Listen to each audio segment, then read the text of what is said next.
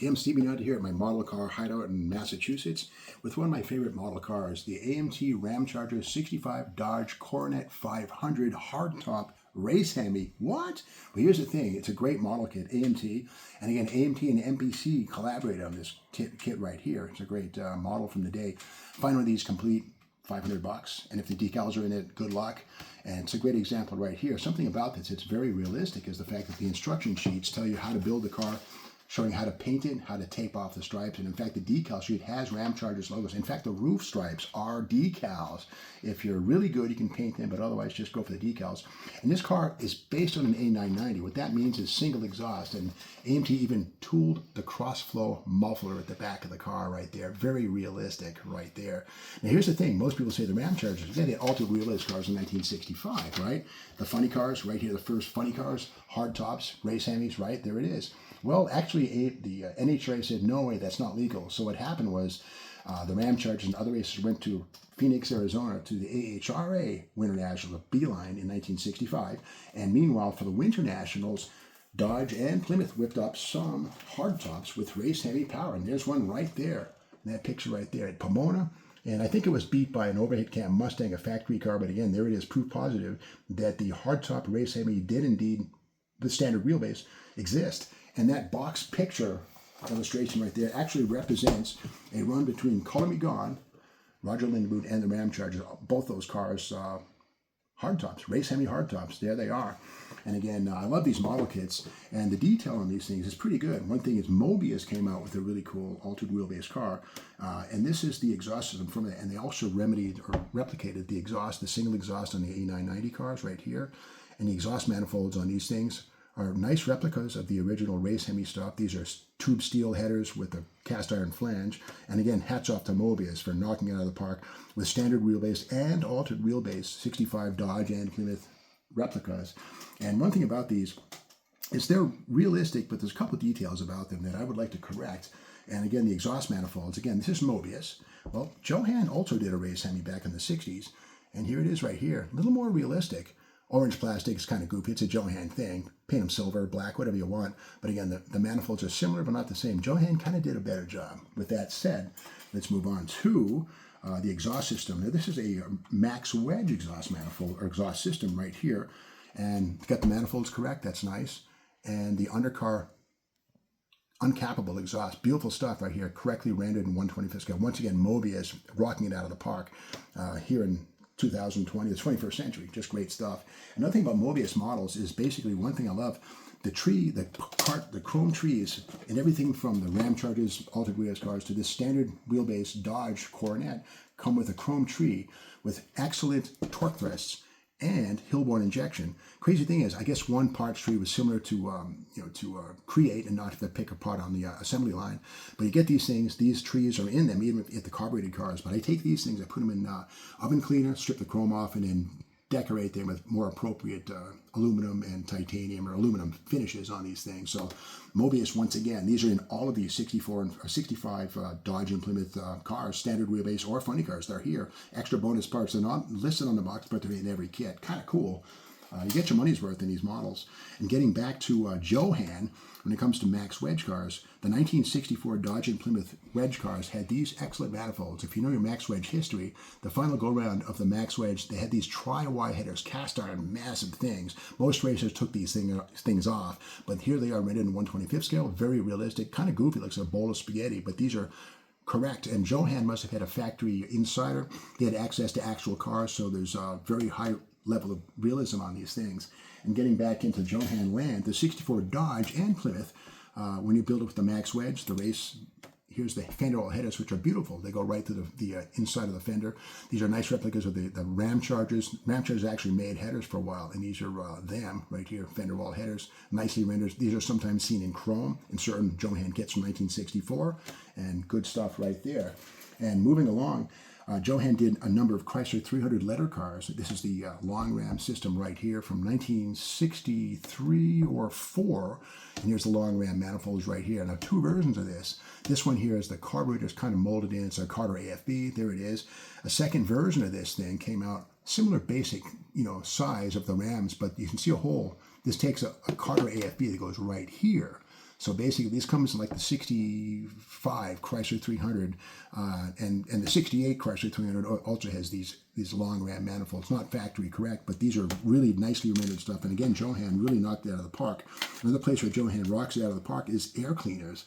And back in the 60s, this is the Johan cross ram, found in many kits. The Sox and Martin altered wheelbase C-body Fury, if you will. It's not altered, it's that bit, the Fury, if you will. It's got a race semi cross ram, and anytime you see a cross ram in a Johan kit, this is the air cleaner you get. It's correct, and on the bottom the little slots for the 2 AFB carburetors or Hollies, depending. And nicely done. The chrome is good, and this is the Mobius. This is where Mobius kind of falls short of Johan. It's a little bit bigger, not quite as realistic. And again, Mobius, Johan. Which one did you prefer? This one's more sized properly. The chrome's nicer on the Mobius piece, but again, I'll take the Johan piece. And the Johan stuff is getting to be kind of rare and hard to find in parts or the complete models. And this is from MPC. I hate to say it, but MPC was always close, but no cigar. This is first found in the 1966 Charger right here with the Hemi cross ram in the Charger, the hot rod kit. This is the MPC effort at a cross ram A990 style air cleaner right there, and nothing close to the real thing right here. So MPC, and this is still available in certain re-releases of the MPC 66 and 67 Charger models. And getting further along, the dual quad intake manifold, or the air cleaner on the street Hemi. Back in the day when I was a kid, I would always try to find them. This is the closest you can find, circa 19. Well, this is the 56 Ford. This is the dual quads from the 312 and the 56 AMT Ford kit. Nice kit, but this is not close to a Hemi. But again, if you can't find a real one, this is what you use. But with that said, the AMT 67 GTX Hemi has a way better piece right here. This is modern. This is like probably 1999 these came out. But again, beautiful chrome. The contours on the top of this are really perfect. And again, it goes right on top of the dual quads. And again, if you're going to build a street Hemi, this is the air cleaner you use, unless it's an air grabber or a shaker car. But again, with that said, getting further into the Johan stuff, this is from 1968 Chrysler 300 model. And it's cool. It says TNT 440 on the top, dual snorkel. There's a 375 horsepower L code. And the air cleaner is very correct and accurate. The ribs, everything about that, the dual snorkels. And again, Johan really from the top to the bottom. And Johan had access to the factory blueprints and engineers, so they really did the job well. And getting into NASCAR, the 64 Dodge and Plymouth NASCAR kits came with this air cleaner right here. It's an air filter housing right here. See on Richard Petty's Daytona winning car. And later on in 66, MPC came out with something that's kind of an evolution. This is the race Hemi air cleaner right. It's seen these in 1966 like NASCAR vehicles. And it's cowl induction piece. And again, the shape on this thing is perfect. Painted silver or whatever color you want. This is very correct if you're building a NASCAR 66 or 7 Charger, if you will. Correct and accounted for. And moving along into the world of slant sixes, they never get in love. Johan did a nice 64 Dodge 330. On the side of the box, you can see it's a slant six in this kit right here. It's a nicely rendered slant six, really well done. Not the first time a slant six has been rendered in 1/25th scale. And one of the more laudable efforts was seen in the 65 Plymouth Barracuda. And you see right here, here's the slant six here. And has the Hyperpack 2 cast iron manifolds on it.